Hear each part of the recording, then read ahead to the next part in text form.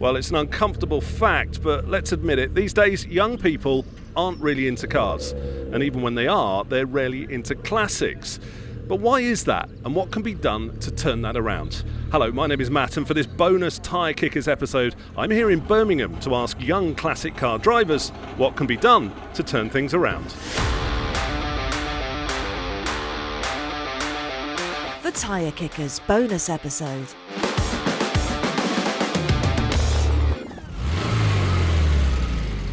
Well, it's a really nice sunny morning here at this location on the outskirts of Birmingham for this meet. I'm looking about 20, 30 different cars, a lot of modern classics, a few chrome bumper ones, a Mini there, a Beetle there, some more modern classics, Rovers, Hondas, MX-5s, and then some American stuff as well, a mix. But the different thing about this meet is there's a lot of younger drivers here.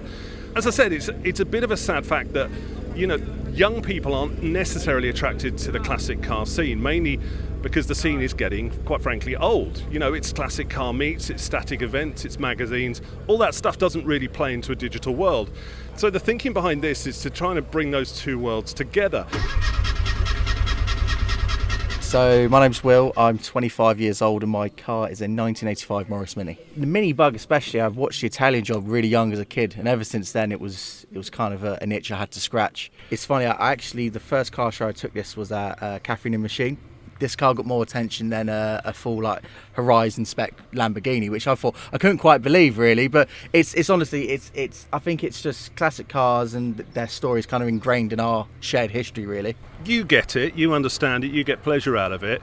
You know, in an online world, in a TikTok, Instagram world, how do we get more people under the age of maybe 30 hooked on classics? What do we do? I think it's just exposure really. I mean, today I didn't know this was going on until I saw it come up on my feed, so if it wasn't for TikTok I wouldn't be here today. So there's pros and cons, you've just got to balance it, but again it's just about exposure, getting in front of the people, and currently that's where it is, it's digital, but if you can take it from the digital world to the real world like we are today, I don't see why they won't come back. It also gets you away from a screen because you ain't got much going on in there, have you? I've got two dials and at the best of times only one of them works. So it's all about just listening to the car, understanding it, and then once you have an understanding of it, it has an understanding of you, and then it kind of becomes a symbiosis in terms of partnership where you and the car become one and the same thing. Talking of which, it wouldn't start a minute ago. Should we give it another go? See if you're in symbiosis with it now. Let's try.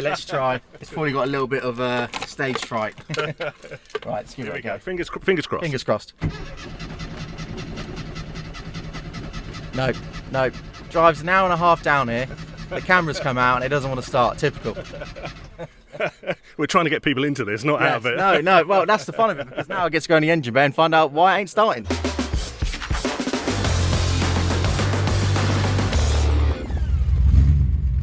Well, this meet has been put together by Classic Car Weekly magazine to try to get young drivers together and to try to grow the scene. Jesse Billington from the magazine says the aim is simply that. I've been to a lot of the Classic Car Weekly meets we hold here, sort of regular monthly meets, done a lot of car shows, and I thought it's nice, but what if there was one for younger people? So just trying to get as many people together, younger, my generation or around thereabouts, with classic cars, modern classics, just to sort of see what the scene's doing. There has been a shift though, you know, my generation grew up around cars, you know, parents under bonnets of cars, fixing them, you saw old cars by the roadside, that sort of thing.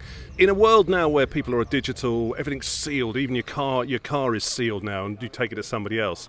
How do you get people into classic cars who are under the age of maybe 30? It's a tricky thing to try and sell. It's a tricky thing to try and sell sort of a concept and a place of being and a way of being.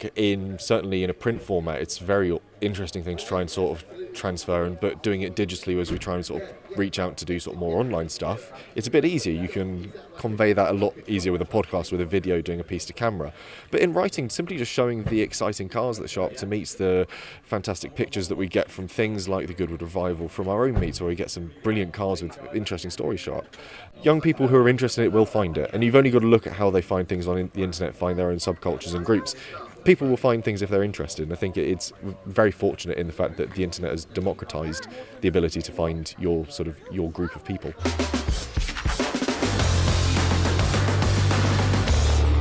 I'm Kira and I'm just about to turn 21. So this is your first car, Kira, and it's not your average Fiesta sort of 17-year-old driver car, is it? What is it? Tell us what it is and why you got it. It's a Daihatsu Coupe and it's the 660cc model, so it's only a little tiny engine in there.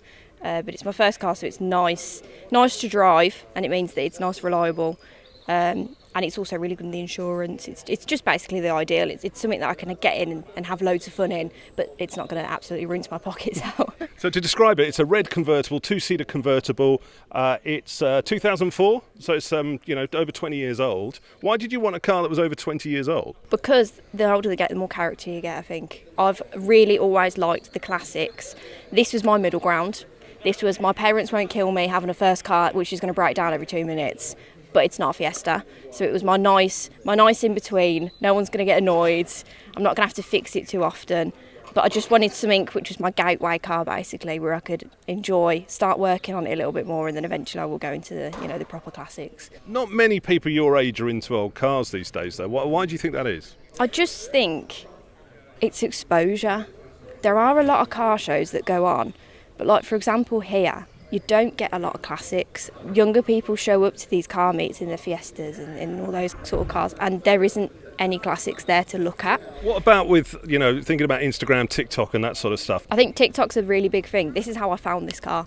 So I was looking for first cars, didn't know what I wanted, and then this came up and it was someone saying, this is the ideal first car for a 19-year-old, and I was like, wow, that's a really nice car. I absolutely loved it. I started researching it and I was like, that's what I want.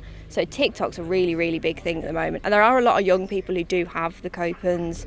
They have the MR2 Mark IIIs, the Mark IIs especially, who are on social media, and I do see a lot of them.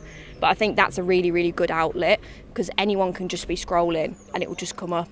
And then you know what TikTok's like with the algorithm. As soon as you see one, they're everywhere. But I think that's definitely the place to start with. It's just not only just videos showing the car, but I like the fact that it was an informative video. It showed me the car, told me about the engine size, it showed me the interior, told me the little quirky things about it. It didn't just say it's a nice car, it's a smart car. It said, this is this really silly thing. I like this silly thing about this car. And I went, I quite like that. But I think it's getting people to have a look at things a little bit less seriously. So it's really interesting. I think what we've learned from that then is that there is an appeal, there is a future for classic cars, but it's got to be sold in a slightly different way. It's got to be sold to the digital world. It's got to be sold by reels on TikTok, by a desire to sell the analog experience, the real mindfulness of driving classic cars, the disconnection from the stressful modern world.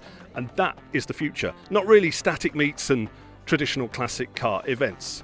It's all stuff we're trying to do on the Tyre Kickers. Keep following our socials at the Tyre Kickers, at the Tyre Kickers UK, and also on Facebook, the Tyre Kickers, 3 separate words, and plenty more to come. And let us know what you think needs to be done to sell this to a younger crowd. My name's Matt. This has been a bonus episode for the Tyre Kickers. Thank you for listening. See you on the next one.